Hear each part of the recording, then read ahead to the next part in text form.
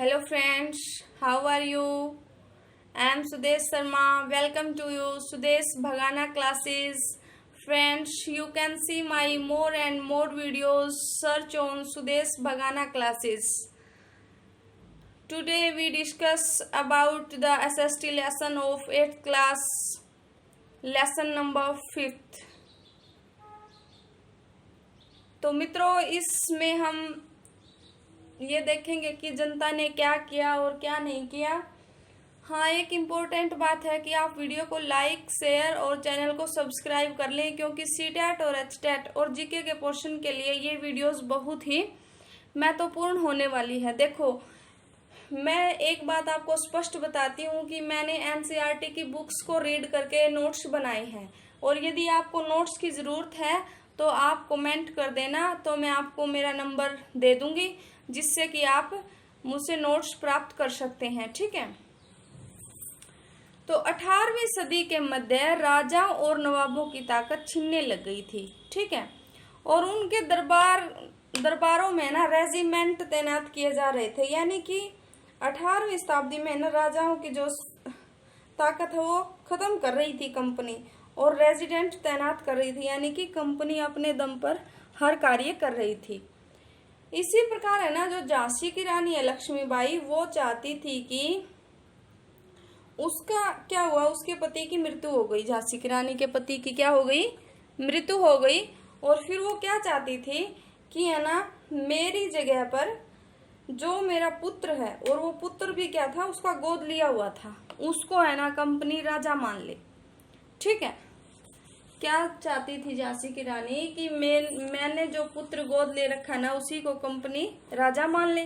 लेकिन कंपनी ने क्या घोषित कर रखा था कि भाई जिसका भी उत्तराधिकारी नहीं है ना, हम उस राज्य को हड़प लेंगे या उस पर हम शासन करेंगे। ठीक है। उसी प्रकार ना, जो पेशवा बाजीराव द्वितीय के जो दत्तक पुत्र हैं नाना साहेब, कौन है, नाना साहेब ने भी कंपनी से आग्रह किया कि उनके पिता को जो पेंशन मिलती थी ना, अब वो उन्हें मिलने लग जाए। ठीक है। लेकिन कंपनी है ना श्रेष्ठता और सैनिक नशे में चूर थी, और उनका वो निवेदन ठुकरा दिया। ठीक है। क्या कर दिया, उनका निवेदन ठुकरा दिया। और कल भी मैंने आपको ये बताया था कि 1856 में अवध की रियासत अंग्रेजों के हाथों में जाने वाली आखिरी रियासत थी। ठीक है।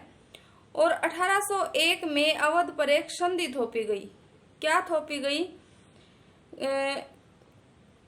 कब सौंपी गई, 1801 में अवध पर एक संधि थोप दी गई कि भैया ना, ये संधि ऐसे ही थोपते थे कि भैया ना आप सैनिक नहीं रखोगे, और है ना जो सैनिक रखने का जो खर्चा है ना, वो आप है ना टैक्स के रूप में दोगे। और यदि है ना वो टैक्स के रूप में देने से यदि कोई राजा चूक जाता ना, तो फिर वो क्या करते,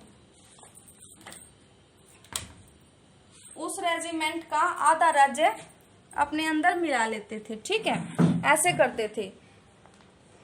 तो ये जो दत्तक पुत्र था, इसने सोचा कि भाई मुझे पेंशन मिल जाए। और फिर देखो, लॉर्ड डलहौजी ने ऐलान किया, क्या कर दिया, 1801 में लॉर्ड डलहौजी ने ऐलान कर दिया कि शासन ठीक से नहीं चलाया जा रहा, इसलिए शासन को दुरुस्त करने के लिए ब्रिटिश प्रभुत्व की जरूरत है। यानी कि अवध के विषय में क्या कहा डलहौजी ने, ये वाक्य ना आप याद कर लेना, ये सीटेट में पक्का पूछा गया पीछे भी, और अब भी घुमा फिरा के पूछ लिया जाएगा कि अवध की रियासत के बारे में किस गवर्नर जनरल ने बोला था। तो ये है लॉर्ड डलहौजी ने बोला था कि रियासत का शासन ठीक से नहीं चलाया जा रहा, इसलिए शासन को दुरुस्त करने के लिए ब्रिटिश प्रभुत्व जरूरी है।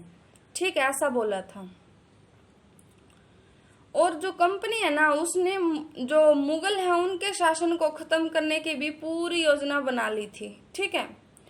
कंपनी द्वारा जारी किए गए सिक्कों पर से बादशाह का नाम हटा दिया गया। ठीक है। यानी कि कंपनी ने जो सिक्के बनाए थे ना, उन पर बादशाह का नाम था, और अब वो क्या कर दिया, वो हटा दिया। अब सबसे इम्पोर्टेंट क्वेश्चन एक और है कि 1849 में, कब, 1849 में गवर्नर जनरल डलहौजी ने ऐलान कर दिया। ये क्वेश्चन भी सीटेट में आ चुका है और आगे भी आता रहेगा। ठीक है, यानी कि गवर्नर जनरल ने ऐलान कर दिया कि बहादुर शाह की मृत्यु के बाद उसके परिवार को लाल किले से निकालकर दिल्ली में कहीं और बसा दिया जाएगा। ठीक है, क्या ऐलान कर दिया? देखो, डलहौजी ने दूसरा ऐलान किया। पहला क्या किया था कि रियासत का शासन ठीक से नहीं चलाया जा रहा, इसलिए शासन को दुरुस्त करने के लिए ब्रिटिश प्रभुत्व जरूरी है। ठीक है, एक बात तो ये कही थी।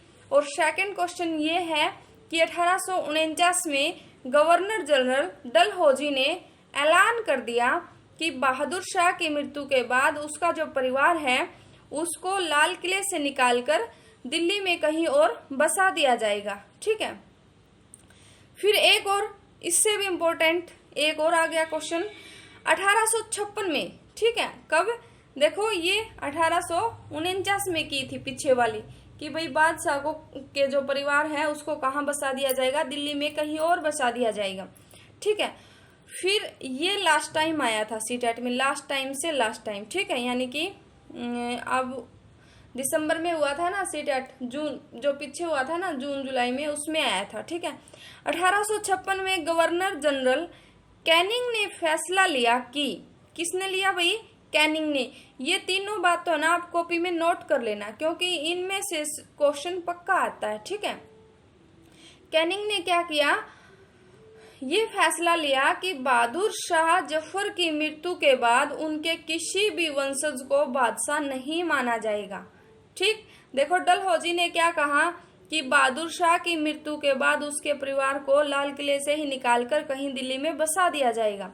ठीक है, लेकिन कैनिंग ने क्या कहा 1856 में कैनिंग ने कहा कि ना बहादुर शाह की मृत्यु के बाद उसका कोई भी वंशज उत्तराधिकारी नहीं माना जाएगा, मतलब कि कोई भी उसका वंशज अब बादशाह नहीं रहेगा और इसकी जो राज्य है, इसका जो शासन है उसको हम अपने जो कंपनी है उसमें मिला लेंगे।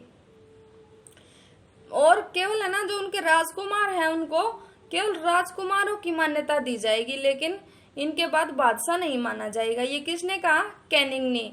ठीक है, ये तीन बातें आप याद रखना। डलहौजी ने ऐलान किया कि अवध की जो रियासत है वो ठीक से नहीं चलाई जा रही।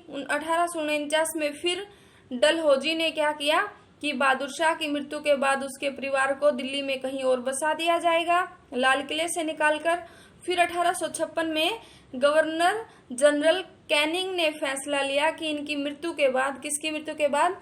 बहादुर शाह जफर की मृत्यु के बाद किसी भी वंशज को, यानी कि उनके किसी भी वंशज को बादशाह नहीं माना जाएगा और उनके जो राजकुमार हैं उनको केवल राजकुमार के रूप में ही माना जाएगा। ठीक है, फिर एक घटना हुई 1824 में। ठीक है, 1824 में सिपाहियों को कंपनी की ओर से लड़ने के लिए समुद्र के रास्ते बर्मा जाने का आदेश मिला। ठीक है, यानी कि क्या मिला? 1824 में कंपनी की ओर से जो सिपाही थे ना भारतीय, उन्हें कहा गया कि हमें समुद्र पार करके बर्मा जाना है। लेकिन क्या हुआ? सिपाहियों ने इनकार कर दिया। क्यों कर दिया? क्योंकि उस समय पर इंडिया में एक मान्यता थी कि आप समुद्र पार जा रहे हो तो आपका जो धर्म है वो भ्रष्ट हो जाएगा। ठीक है, और उन्होंने क्या कहा कि साहब हम जमीन के रास्ते से जा सकते हैं, समुद्र के रास्ते से नहीं जाएंगे क्योंकि हमारा धर्म भ्रष्ट हो जाएगा, ऐसा उनका विश्वास था।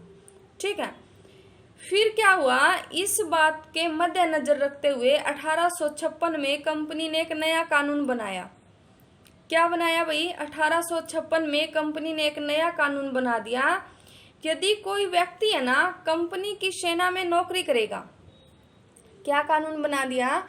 यदि कोई व्यक्ति कंपनी की सेना में नौकरी करेगा तो उसे जरूरत पड़ने पर समुद्र पार भी जाना पड़ेगा। ठीक है, यानी कि जो पीछे 1824 में मना किया था ना भारतीय सैनिकों ने, उसी को कानून के रूप में बना दिया कि भाई यदि आप सेना में भर्ती हो रहे हो, और 1856 में ये कानून बना दिया कि यदि है ना कंपनी को आवश्यकता पड़ी तो आपको समुद्र पार भी जाना पड़ेगा, ऐसा कानून बना दिया कंपनी ने। ठीक है, अब है एक पुस्तक है माझा प्रवास। कौन सी पुस्तक है?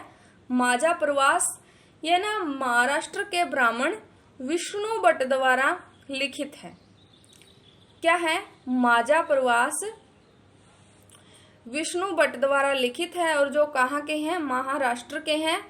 और इसमें है ना 84 नियमों की सूची है। क्या है इसमें? 84 नियमों की सूची है इसमें। किसमें? माझा प्रवास में। माझा प्रवास ब्राह्मण विष्णु भट्ट द्वारा लिखित है और 84 जो नियम बनाए थे ना उनका इसमें वर्णन है। ठीक है। एक व्यक्ति हुए सीताराम पांडे। कौन हुए भाई? सीताराम पांडे। ये ना 1812 में बंगाल में नेटिव आर्मी के तौर पर भर्ती हुए थे। किसके तौर पर? नेटिव आर्मी के तौर पर इन्हें भर्ती किया गया था और इन्होंने ना 48 साल तक नौकरी की थी और 1860 में वो सेवानिवृत्त हो गए थे। ठीक है। अब आप पूछ रहे होगे भाई सैनिक तो बहुत होते हैं, आप इसके विषय में क्यों बता रहे हो? तो आप सुनते जाइए। ठीक है। यानी कि 1812 में भर्ती हुए, 1860 में सेवानिवृत्त हो गए और इन्होंने ना बगावत दबाने के लिए अंग्रेजों की मदद की थी। क्या की थी? यानी कि इन्होंने अंग्रेजों का सहायता की थी, अंग्रेजों की मदद की थी। इन्होंने जब देश क्रांति कर रहा था ना तब भी इन्होंने अंग्रेजों की ही सहायता की थी। और फिर देखो इसने क्या किया? अंग्रेजों की सहायता की और अंग्रेजों ने क्या किया कि इसका पुत्र ना विद्रोहियों में शामिल था। किन में शामिल था? विद्रोहियों में। यानी कि 1857 की क्रांति में इसका पुत्र शामिल था और अंग्रेजों ने क्या किया? इसका पुत्र है ना इसके आंखों के आगे ही मार दिया। क्या कर दिया? यानी कि सीताराम का पुत्र ही इनकी आंखों के आगे मार दिया और ये क्या? इसने अपनी जिंदगी अंग्रेजों के मदद करने में गुजार दी। ठीक है। फिर क्या हुआ? जो एक कमान अफसर होते हैं नोरगेट। कौन होते हैं? नोरगेट। इन्होंने है ना सीताराम को कहा कि आप अपने संस्मरण लिखिए। संस्मरण होते हैं पीछे की यादें। ठीक है। जो आपकी यादें हैं ना उनके बारे में लिखिए। और सीताराम ने है ना 1861 में अवधी भाषा में अपने संस्मरण लिख दिए। कब लिख दिए भाई? 1861 में। 60 में तो ये सेवानिवृत्त हुए थे, तो 61 में अपने संस्मरण लिखे। और जिनका ना नारगेट है जो कमान अफसर, उसने अंग्रेजी में अनुवाद कर दिया। इन्होंने लिखे थे अवधी भाषा में, सीताराम ने लिखे थे अवधी भाषा में और इसने किया अनुवाद इंग्लिश भाषा में। और इंग्लिश भाषा में इसको क्या नाम दिया गया? फ्रॉम सिपाही टू सूबेदार। ठीक है। यानी कि सिपाही से सूबेदार तक नाम से जो इनके संस्मरण है वो प्रकाशित हुए। ठीक, यहाँ तक आ गया समझ में? तो वही बात है भाई, जिस देश का आप खाते हो ना उसकी कदर करनी कभी मत छोड़ो। जैसे पीछे हमने बंगाल के जो नवाब है उनके विषय में भी पढ़ा है। उन्होंने एक दूसरे को धोखा देकर अंग्रेजों के पिट्ठू बने और लास्ट में अंग्रेजों ने उन्हीं को मारा, उन्हीं को पदों से उतारा। ठीक है। तो वही बोलते हैं भाई, जिस थाली में खाओ ना उसमें छेद कभी नहीं करना चाहिए, क्योंकि एक दिन है ना फिर वो आपको ही दिक्कत देगा। इसलिए वो बोलते हैं ना, बरहा नहीं जो भाव से, बहती जिसमें रसधार नहीं, वो हृदय नहीं वो पत्थर है, जिसमें देश के प्रति प्यार नहीं। तो दोस्तों, अपने देश के लिए बहुत कुछ करना चाहिए। जरूरी नहीं कि हम सेना में जाकर ही भर्ती हों, ये जरूरी नहीं है। एक कवि है, वो भी है ना अपनी कविताएं लिख के है ना देश को प्रेरित करता है। देश के जो युवा लोग हैं उनको प्रेरित करता है, उनकी रगों में रोम रोम खड़ा कर देता है अपनी कविताओं से, उनकी रगों में खून को संचारित कर देता है। ठीक है। ऐसे ही बहुत सारे लोग हुए हैं, यानी कि एक चिट्ठी से लेकर और एक बड़े पहाड़ तक हर चीज उपयोगी है, यदि वो हर चीज अपने अपने स्थान पर अपने अपने नियमों पर बनी रहे तो। ठीक है। तो अपने देश के साथ कभी भी हमें गद्दारी नहीं करनी चाहिए और अपने देश के लिए जितना हो उतना अच्छा करना चाहिए। ठीक है। तो आप और हम देश का भविष्य हैं, इसलिए हमें अपने देश का बहुत ही ख्याल रखना चाहिए। ठीक है। फिर क्या होता है कि भारत के उत्तरी भागों में 1857 में ऐसी स्थिति पैदा हो गई थी। कैसी? यानी कि उत्तरी भागों में 1857 के जैसी ही स्थिति पैदा हो गई थी। यानी कि जो 1857 में क्या हुआ था, क्रांति हुई थी। और भारत के जो उत्तरी भाग है ना, उनमें भी क्या हुआ, 1857 के जैसी ही स्थिति पैदा हो गई थी। फतेह और शासन के 100 साल बाद ईस्ट इंडिया कंपनी को एक भारी विद्रोह से गुजरना पड़ा था। कब? 1857 में। ठीक है, यानी कि 100 साल हो गए थे कंपनी को और फिर एक भारी विद्रोह से गुजरना पड़ा था। ठीक, मई 1857 में शुरू हुई इस बगावत ने भारत में कंपनी का अस्तित्व ही खतरे में डाल दिया। यानी कि देखो भाई, आजादी तो मिली नहीं। आजादी क्यों नहीं मिली 1857 में? क्योंकि जो हमारे जो सैनिक हैं उनमें संचार और कुछ पिट्ठू लोग हैं, उनकी वजह से हमें 1857 में क्रांति नहीं मिली। लेकिन ये विद्रोह बहुत बड़ा विद्रोह माना जाता है। ठीक है, और कंपनी को तो है ना हिला के रख दिया था 1857 की क्रांति ने। ठीक है, ये ना मेरठ से शुरू करके सिपाहियों के कई जगह बगावत की थी। यानी कि मेरठ से शुरू करके सिपाहियों ने बहुत जगह बगावत की थी। कुछ लोग है ना ये मानते हैं कि 19वीं शताब्दी में उपनिवेशवाद के खिलाफ दुनिया भर में यह सबसे बड़ा सशस्त्र संघर्ष है। सशस्त्र क्या होता है? यानी कि हथियारों सहित ये संघर्ष था। यानी कि दुनिया का सबसे बड़ा 1857 में, यानी कि 19वीं शताब्दी में ये 1857 की जो क्रांति हुई है ना, ये उपनिवेशवाद के खिलाफ दुनिया भर का सबसे बड़ा सशस्त्र संघर्ष था। ठीक है, यानी कि सबसे बड़ी ये क्रांति थी। ठीक, फिर मेरठ से दिल्ली तक, इसके विषय में अब हम पढ़ेंगे। ठीक है, यानी कि क्रांति मेरठ से दिल्ली तक चली, कैसे चली ये पढ़ेंगे अब। 29 मार्च 1857 को युवा सिपाही मंगल पांडे को फांसी लटका दिया। ठीक है, यानी कि इसने क्या किया, बैरकपुर में अपने अफसरों पर हमला करने का आरोप लगा दिया इस पर। ठीक है, और इसको फांसी लटका दिया। किसको भाई? मंगल पांडे को। कब? 29 मार्च 1857 में। ठीक है, फिर क्या हुआ, जो सिपाही थे ना उन्होंने कारतूस का उपयोग करने से इनकार कर दिया। क्यों कर दिया?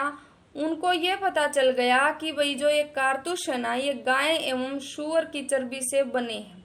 ठीक है, और इन कारतूसों को ना चलाने के लिए मुंह से इनको मुंह से ऐसे करके और फिर इनको चलाना पड़ता था। तो इसलिए इन्होंने क्या कर दिया, इनकार कर दिया, क्योंकि ये हमारे धर्म के विरुद्ध है। ठीक है, यानी कि हम शाकाहारी हैं और मांसाहारी होना हमारे धर्म के विरुद्ध है।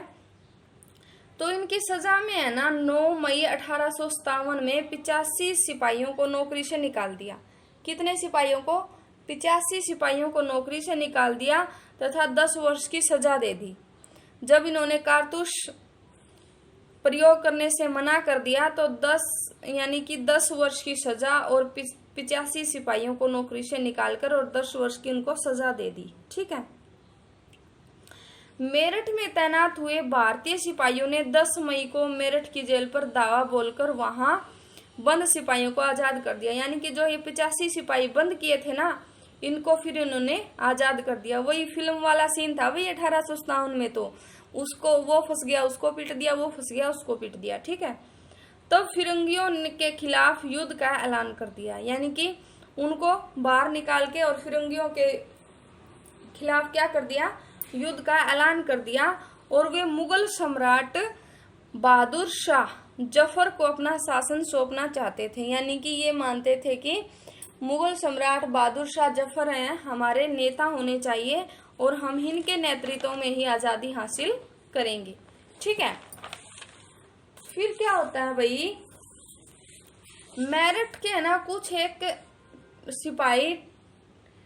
सिपाहियों की टोली 10 मई की रात को घोड़ों पर सवार होकर मुंह अंधेरे दिल्ली पहुंच गई।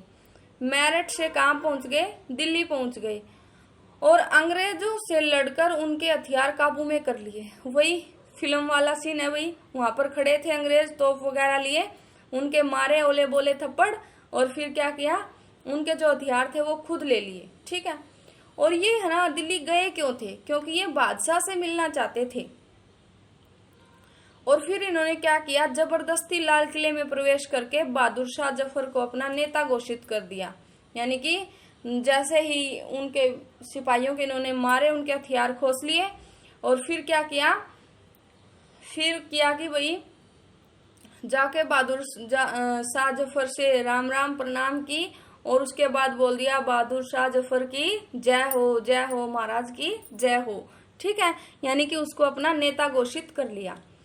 ठीक है, बूढ़े बादशाह ने सिपाहियों की यह मांग माननी पड़ी। भाई अब इतने लोग कहेंगे तो बादशाह को पता चल गया भाई आपको मरना तो वैसे भी है और देश के लिए मरना अच्छा है। ठीक है, वो बोलते हैं ना, क्यों मरते हो किसी सनम के लिए, मरना है तो वतन के लिए मरो, तिरंगा तो मिलेगा कफन के लिए। ठीक है, हाँ अब मेरे को याद आ गया दोस्तों, क्यों मरते हो किसी सनम के लिए, मरना है तो मरो वतन के लिए, तिरंगा तो मिलेगा कफन के लिए, ऐसा बोला गया है। तो इसने बादशाह ने क्या सोचा कि भाई मैं अपने देश के लिए ही मर जाऊं। ठीक है, फिर है ना इसने क्या किया बादशाह ने, अब ये बादशाह है भाई और देश का नेता मान लिया, तो नेता का क्या काम होता है कि जो मुख्य मुख्य लोग हैं उनके पास चिट्ठियां डाल दे। तो इसने है ना अंग्रेजों से लड़ने के लिए सभी के पास अपनी चिट्ठियां डाल दी तथा भारतीय राजाओं को ना संघर्ष करने का इसने न्योता दे दिया। यानी कि भाई हमें संघर्ष करके ही आजादी प्राप्त करनी होगी। ठीक है, और अंग्रेजों से पहले है ना मुगलों का ही एक बड़े हिस्से पर राज था भारत में। ठीक है,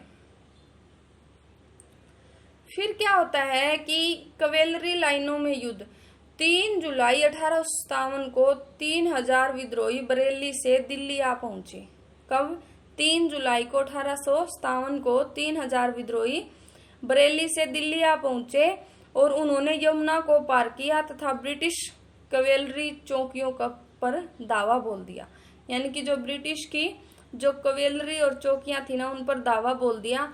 लेकिन ये सबसे इम्पोर्टेंट बात यह है, जो ये कवेलरी लाइनों में जो ये युद्ध हुआ था ना, ये 3 मई 1857 को हुआ था। ठीक है, इसकी एक खास बात यह है कि यह युद्ध पूरी रात भर चला था। यानी कि यह युद्ध ना इसलिए इम्पोर्टेंट है क्योंकि यह युद्ध रात को लड़ा गया था। कौन सा?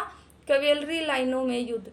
कवेलरी लाइनों में युद्ध रात को लड़ा गया था, इसलिए यह इम्पोर्टेंट है। ठीक है, तो मित्रों मुझे लगता है आज के लिए बस इतना ही कर ले, क्योंकि सहज पके सो मीठा होए।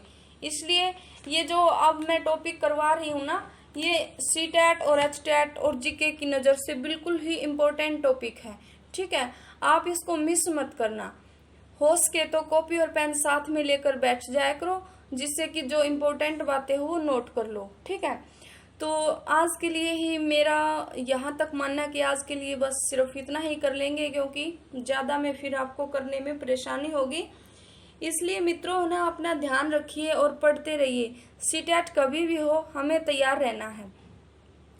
हम अपने कर्म को करते चलें, फल अवश्य मिलेगा। ये मेरा मानना है, या फिर ये लगा लो ये मेरी समझ है कि हमें कर्म करना चाहिए, फल की चिंता नहीं करनी चाहिए। ठीक है, और आप वीडियो को लाइक शेयर और चैनल को सब्सक्राइब कर दिया करो, क्योंकि आपका लाइक शेयर और सब्सक्राइब करना ही मेरा मोटिवेशन है।